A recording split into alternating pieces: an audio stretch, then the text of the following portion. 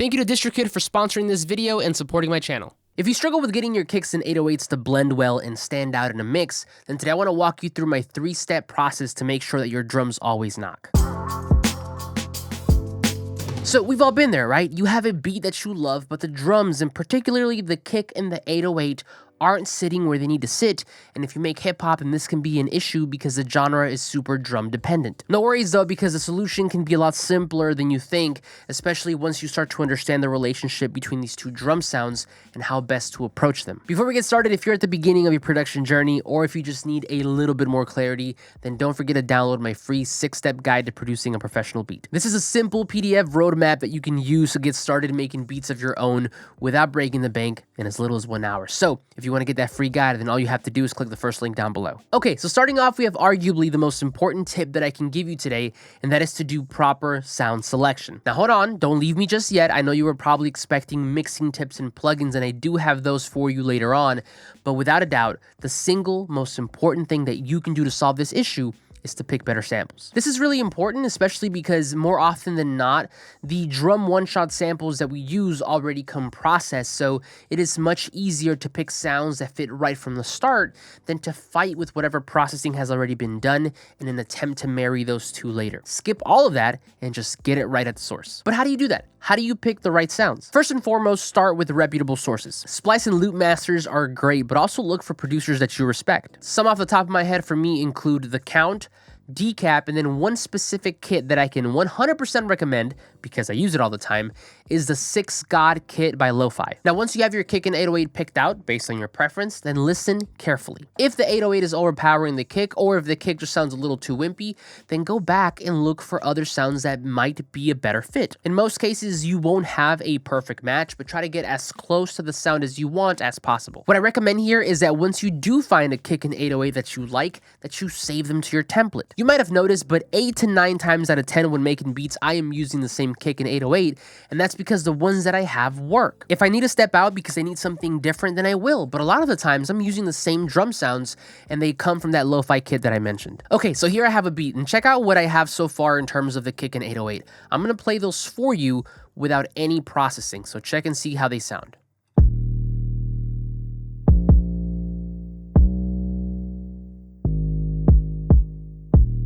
Now, of course, they could use a little bit of processing, but by themselves, they sound great. They're not clashing. The kick is punchy. We have enough attack. The 808 is full. And they sound great, and this is exactly what you should be looking for. But yeah, the most important thing that you can do to improve your drums is to do better sound selection. Okay, so what happens when you pick good sounds, but they still need a little bit of help? This is where plugins can start to come into play. If your 808 is lacking power in the mix, then the first thing that I would do is I would add some saturation. You've probably heard about this before, but saturation is a good way to make things pop by adding some harmonic content to the signal. There are a bunch of plugins for this, including the stock ones that your DAW might already come with, but one of my all-time favorites here is Sausage Fattener by Dot Alive. This is a simple but effective 2-knob plugin that honestly just gets the job done. I add it to my 808 like you see here, and I'll start with the fatness knob and I'll pump it up to about a 10%. That's really all you need for a lot of 808s. And then I'll also add in some color to taste. Check out what it's doing to my 808 here. So I'm gonna play it for you with and without, first by itself and then in the mix. So this is just the 808 with no Sausage Fattener.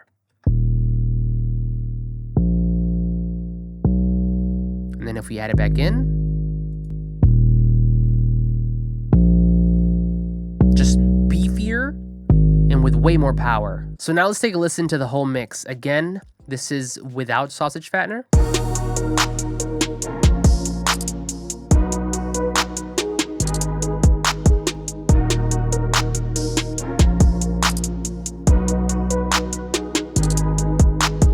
The cool thing about Sausage Fattener is that it's only like 40 bucks, so it's super accessible. Now, on the other hand, if it's your kick that's still lacking punch and not cutting through the mix, then what I usually do here is enhance the attack of that initial kick transient. If we think about the anatomy of these two sounds and what we want out of them, these two are often hitting at the same time, but what we want is that initial kick transient, the attack of the kick, and the sustain and decay of the 808. I'm going to show you how to further make this relationship work in the next step, but oftentimes this is solved by just enhancing enhancing the kick's attack. There are a bunch of plugins out there as well that can do this trick, like the Transient Shaper from Native Instruments or the Smack Attack from Waves, but at the moment, my favorite tool for kicks, and really all drums, is Knock by Decap. This plugin has a bunch of control, but some of the really cool standout features for me include the sub module here, which basically lets you add some body to something like a kick by setting the frequency and the key, and then adding some of those sub frequencies to that sound.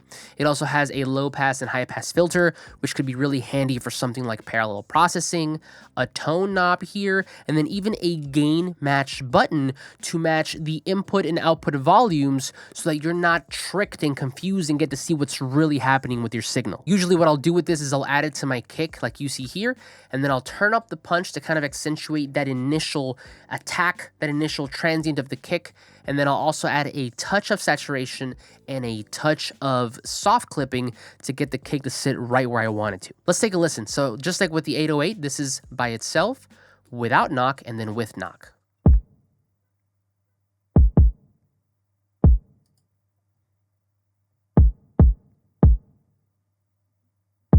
Now let's take a listen to it in the mix. So again, without knock.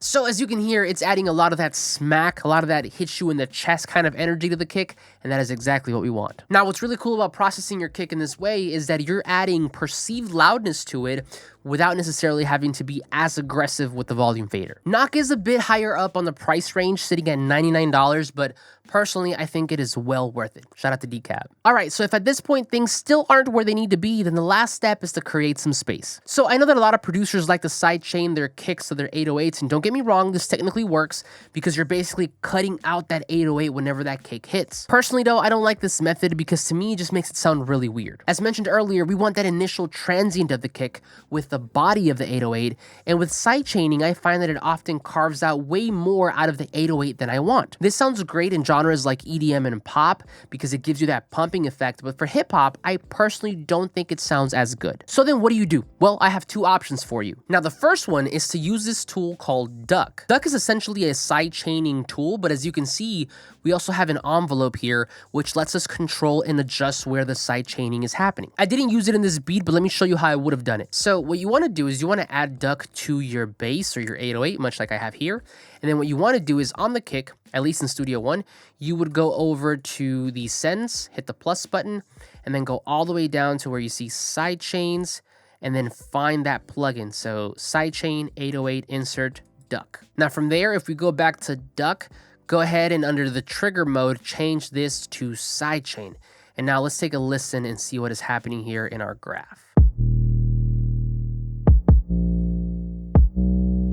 So as you can see, this initial audio wave is our kick. Then we have a bit of silence, which is the ducking, which is dictated by this curve here. And it's not till after this curve that the 808 comes back in. And this is what I'm talking about when I say that it sounds a bit unnatural. This is traditional sidechaining and it works well for other genres, but for hip hop, it just sounds really weird. Now, as mentioned, this plugin does give you a lot more control. So what I like to do is I like to scoot this back. Now you can scoot it back to the end of the kick, but you might still be cutting out more of that 808. So what I like to do personally is I like to scoot this all the way back to where you have that initial transient of the kick. You see it right here. So I like to put it right there. And now let's take a listen and see how that sounds. A lot more natural. We get that initial transient, but we still get the body of the kick, and this to me is a way better method. Now there's a bunch of other things that you can do with this plugin, and the best part is that it's only $25, so definitely pick it up. Now, the other method and my absolute favorite is to use a plugin called Track Spacer. I am not exaggerating when I tell you that there's not a single beat that I do that does not include this plugin, and that is because it is genuinely amazing. So what does it do? Well, it's kind of hard to explain. This thing is like a combination between a multi-band compressor with a dynamic EQ with a sidechaining plugin and whatever else is going on. Much like with Duck, you add this plugin to a track and then send a signal from another source. The plugin will then automatically adjust the incoming source's frequencies so that they don't clash with the first. Let me show you how I use it here in the beat. So much like with the duck, you want to place this on your 808, and then using the same process, you're going to use the send on the kick to send that over to the track spacer. So then this is what we have. Check it out. So you see the kick signal here, but it's kind of almost like carving out or adjusting the same frequencies out of the 808 without making it sound weird. It's really amazing. Now, of course, you also have the ratio here, which adjusts the amount of how much you want it to, I guess, duck out. You also have low cut and high cut filters, and you could also freeze the wave if you want to check it out.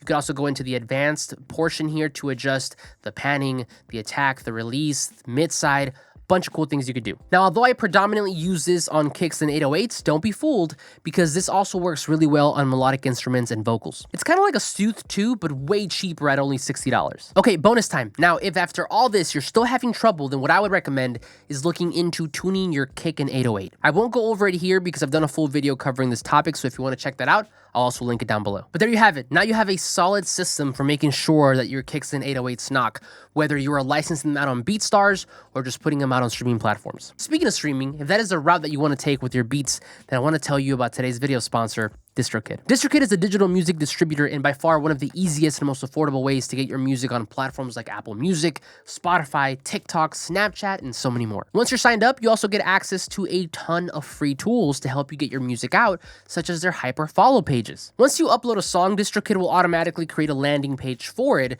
where people can pre-save it while also allowing you to collect emails to build your list, or if it's already out, links to where they can listen to it on their preferred streaming platforms. Recently, they've also added a hyper follow page for you as the artist that serves as a great link in bio alternative so that people can find you and your music easily. If you're ready to share your music with a broader audience, then consider signing up to DistroKid by visiting ivancalderon.com/DistroKid or by clicking the link down below to get 7% off your first year. But that's it for me, friend. Don't forget to download my free 6-step guide to producing a professional beat. Thank you for your time, and I'll see you on the next one.